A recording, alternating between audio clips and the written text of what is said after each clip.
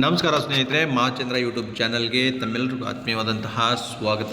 ಸ್ನೇಹಿತರೆ, ನಿವೃತ್ತಿ ಸೌಲಭ್ಯಕ್ಕೆ ನಿವೃತ್ತರ ಪಟ್ಟು, ಇದು ಯಾವ ನಿವೃತ್ತ ನೌಕರರು ಮಾಡ್ತಾ ಇರ್ತಕ್ಕಂಥ ಪ್ರತಿಭಟನೆ ಅಂತಂದರೆ ಸ್ನೇಹಿತರೆ, ಜುಲೈ 1, 2022ರಿಂದ ಜುಲೈ 31, 2024 ಅವಧಿಯಲ್ಲಿ ನಿವೃತ್ತಿಯನ್ನು ಹೊಂದಿರತಕ್ಕಂಥ ನೌಕರರಿಗೆ 7ನೇ ವೇತನ ಆಯೋಗದ ವರದಿಯ ಪ್ರಕಾರ ನೀಡಬೇಕಾದಂತಹ ಸೌಲಭ್ಯದ ಬದಲಾಗಿ 6ನೇ ವೇತನ ಆಯೋಗದ ವರದಿಯಂತೆ ಸೌಲಭ್ಯಗಳನ್ನು ನೀಡಲಾಗ್ತಾ ಇದೆ. ಇದನ್ನು ವಿರೋಧಿಸಿ ಈಗ ಪ್ರತಿಭಟನೆಯನ್ನು ಮಾಡ್ತಾ ಇದ್ದಾರೆ. ಬನ್ನಿ ಸ್ನೇಹಿತರೆ, ಹಾಗಾದರೆ ಇದರಲ್ಲಿ ಏನು ಮಾಹಿತಿ ಇದೆ ಅಂತ ನಿಮಗೆ ತಿಳಿಸ್ಕೊಡ್ತಾ ಇದ್ದೀನಿ. ಈ ಪ್ರತಿಭಟನೆಯ ಪರಿಣಾಮ ಏನಾಗಿದೆ, ಏನಾಗ್ತಾ ಇದೆ ಕಂಪ್ಲೀಟಾಗಿ ನೋಡೋಣ. ವಿಡಿಯೋ ಸ್ಕಿಪ್ ಮಾಡದೆ ಪೂರ್ತಿಯಾಗಿ ನೋಡಿ. ಹಾಗೆ ನಮ್ಮ ಚಾನಲ್ನ ಇನ್ನು ಯಾರ್ಯಾರು ಸಬ್ಸ್ಕ್ರೈಬ್ ಮಾಡ್ಕೊಂಡಿಲ್ಲ ಅವರು ಈ ಕೂಡಲೇ ಸಬ್ಸ್ಕ್ರೈಬ್ ಮಾಡ್ಕೊಳ್ಳಿ. ನೋಡಿ, 7ನೇ ವೇತನ ಆಯೋಗದ ಪ್ರಕಾರ ನೀಡುವಂತೆ CSK ಮನವಿಯನ್ನು ಮಾಡಿ ಇವರು ಪ್ರತಿಭಟನೆಯನ್ನು ಮಾಡಿರ್ತಕ್ಕಂಥದ್ದು. 7ನೇ ವೇತನ ಆಯೋಗದ ಪ್ರಕಾರ ನಿವೃತ್ತಿ ಸೌಲಭ್ಯ ಕಲ್ಪಿಸಬೇಕೆಂದು ಸರ್ಕಾರದ ನಿವೃತ್ತ ನೌಕರರು ಪಟ್ಟು ಹಿಡಿದಿದ್ದು ಹೋರಾಟ ತೀವ್ರಗೊಳಿಸಿದ್ದಾರೆ. ಅಧಿವೇಶನ ಸಂದರ್ಭದಲ್ಲಿ ಅನಿರ್ದಿಷ್ಟ ಅವಧಿ ಧರಣಿಗೂ ತೀರ್ಮಾನಿಸಿದ್ದಾರೆ.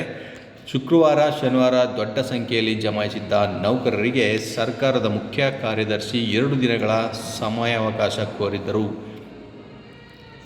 ಅಂದರೆ ಕಳೆದ ಶುಕ್ರವಾರ ಮತ್ತು ಶನಿವಾರ ಈ ಪ್ರತಿಭಟನೆ ಮಾಡಿರ್ತಕ್ಕಂಥದ್ದು. ನೋಡಿ, ಈ ಹಿನ್ನೆಲೆಯಲ್ಲಿ ಮಂಗಳವಾರದೊಳಗೆ ಬೇಡಿಕೆಗೆ ಸ್ಪಂದನೆ ಸಿಗದೆ ಹೋದರೆ ಹೋರಾಟ ತೀವ್ರಗೊಳಿಸಲು ನಿರ್ಧರಿಸಿದ್ದಾರೆ.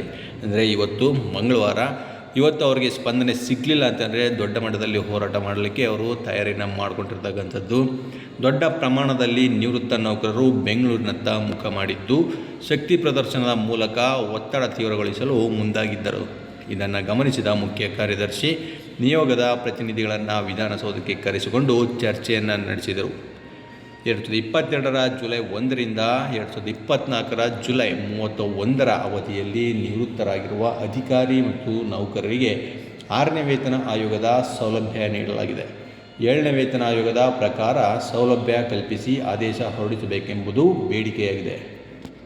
ಬೇಡಿಕೆ ಈಡೇರಿಸುವಂತೆ 17 ಬಾರಿ CMಗೆ ಮನವಿಯನ್ನು ಮಾಡಿದ್ದೇವೆ. 28 ಸಚಿವರಿಗೆ ಮನವಿ ಕೊಟ್ಟಿದ್ದೇವೆ. ಬೆಂಗಳೂರಿನಲ್ಲಿ ನೋಡಿ ಹೋರಾಟ ಮಾಡಿದ್ದೇವೆ. ಜಿಲ್ಲಾ ಕೇಂದ್ರಗಳಲ್ಲಿ ಪ್ರತಿಭಟಿಸಿದ್ದೇವೆ. ಸರ್ಕಾರ ಮಾತ್ರ ಗಮನಕ್ಕೆ ತೆಗೆದುಕೊಳ್ಳುತ್ತಿಲ್ಲ. ಸುಮಾರು 26,000 ಕುಟುಂಬಕ್ಕೆ ಸರ್ಕಾರ ಅನ್ಯಾಯ ಮಾಡಿದೆ. ಕೂಡಲೇ ಅನ್ಯಾಯ ಸರಿಪಡಿಸಿ ಎಂಬುದು ರಾಜ್ಯ ನಿವೃತ್ತ ನೌಕರರ ವೇದಿಕೆಯ ವಾದವಾಗಿದೆ. ಇದರಿಂದ ನೌಕರರಿಗೆ ನೋಡಿ ಎಷ್ಟು 15ರಿಂದ 20 ಲಕ್ಷ ರುಗಳಷ್ಟು ನಷ್ಟ ಆಗಿದೆ ಅಂತೆ. ನಿವೃತ್ತರಾದ 26,000 ನೌಕರರಿಗೆ 7ನೇ ವೇತನ ಆಯೋಗದಂತೆ ಪಿಂಚಣಿ ಕೊಡಲಾಗಿದೆ. ಆದರೆ ಇತರ ಸೌಲಭ್ಯಗಳನ್ನು 6ನೇ ವೇತನ ಆಯೋಗದಂತೆ ನೀಡಲಾಗಿದೆ. ಗ್ರೂಪ್ A ಮತ್ತು B ನಿವೃತ್ತರಿಗೆ ಸರಾಸರಿ 15ರಿಂದ 20 ಲಕ್ಷ ರುವರೆಗೂ ನಷ್ಟವಾಗುತ್ತಿದೆ. ಗ್ರೂಪ್ C ಮತ್ತು D ನೌಕರಿಗೆ 8ರಿಂದ 10 ಲಕ್ಷ ರು ಅಷ್ಟು ನಷ್ಟ ಆಗ್ತಾ ಇದೆ. ಬರೀ ಪಿಂಚಣಿಯನ್ನು ಮಾತ್ರ 7ನೇ ವೇತನ ಆಯೋಗದಂತೆ ಕೊಡಲಾಗಿದೆ. ಆದರೆ ಬೇರೆ ಸೌಲಭ್ಯಗಳನ್ನು 6ನೇ ವೇತನ ಆಯೋಗದ ವರದಿಯಂತೆ ಇವರು ನೀಡಲಾಗಿರೋದ್ರಿಂದ ಈ ಪ್ರತಿಭಟನೆಯನ್ನು ಮಾಡ್ತಾ ಇದ್ದಾರೆ. ಈ ನಿವೃತ್ತ ನೌಕರರ ಹೋರಾಟದ ಪಟ್ಟು ಈಗ ಜಾಸ್ತಿ ಆಗುತ್ತೆ. ದೊಡ್ಡ ಮಟ್ಟದಲ್ಲಿ ಹೋರಾಟ ಮಾಡಲಿಕ್ಕೆ ಈಗ ಸಿದ್ಧತೆಯನ್ನು ಮಾಡಿಕೊಂಡಿದ್ದಾರೆ. ಇವತ್ತು ಯಾವ ರೀತಿ ಸ್ಪಂದನೆ ಸಿಗುತ್ತೆ ಅದರ ಮೇಲೆ ಮುಂದಿನ ಹೆಜ್ಜೆಯನ್ನು ಇವರು ಇಡ್ತಾ ಇದ್ದಾರೆ. ಏನಾಗುತ್ತೆ ಅಂತ ನಾನು ನಿಮಗೆ ಅಪ್ಡೇಟ್ ಕೊಡ್ತಾ ಹೋಗ್ತೀನಿ.